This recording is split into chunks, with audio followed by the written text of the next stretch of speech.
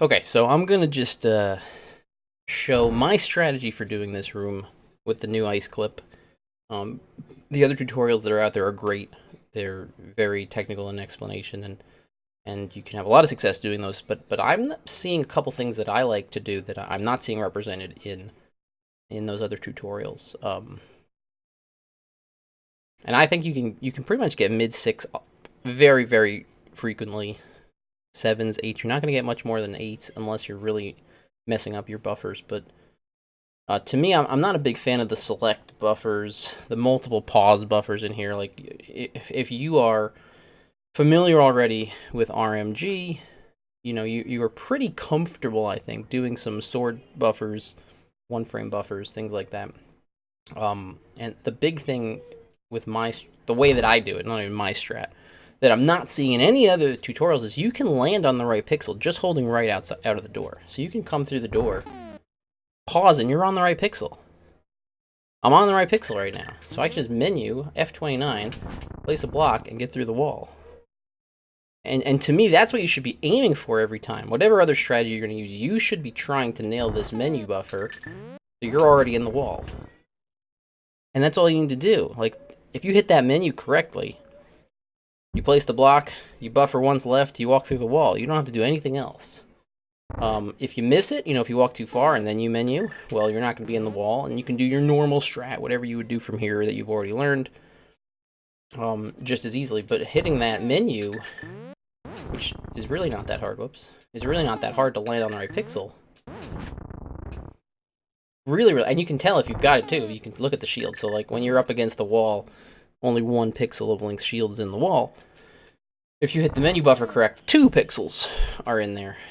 I don't know if you got a chance to see it. I paused it at the right, so the whole shield's in the wall there. That's F29. So you'll know going into the menu whether you have it or not. And you can see I just did it a bunch of times in a row. Oops. It's really not hard to land on the right pixel. And if you can land on the right pixel, then you just need 1 left buffer and you're through. So that, to me, is the way I would recommend everybody does it. Because that's the fastest way you're going to get through the room. And it's really not hard to land on the right pixel. You're not going to land on it every time.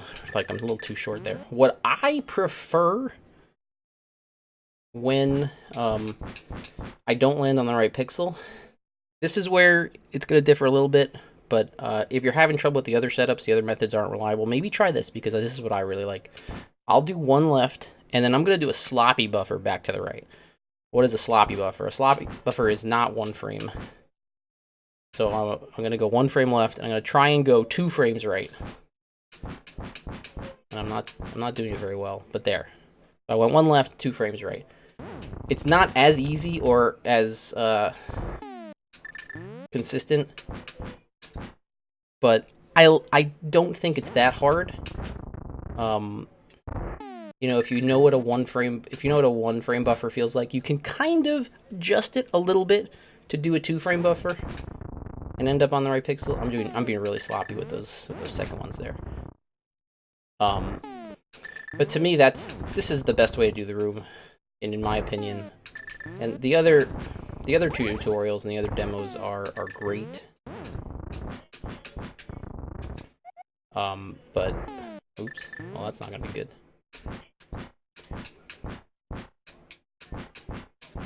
So this is like the worst case scenario, is like if you're buffering too well, going back. Alright, that took a little while. So that's like worst case scenario. If you're missing the 2 frame buffer, it's certainly a little dangerous if you've never done it before. But ideally, you just be able to do 1 left and then a sloppy buffer to the right.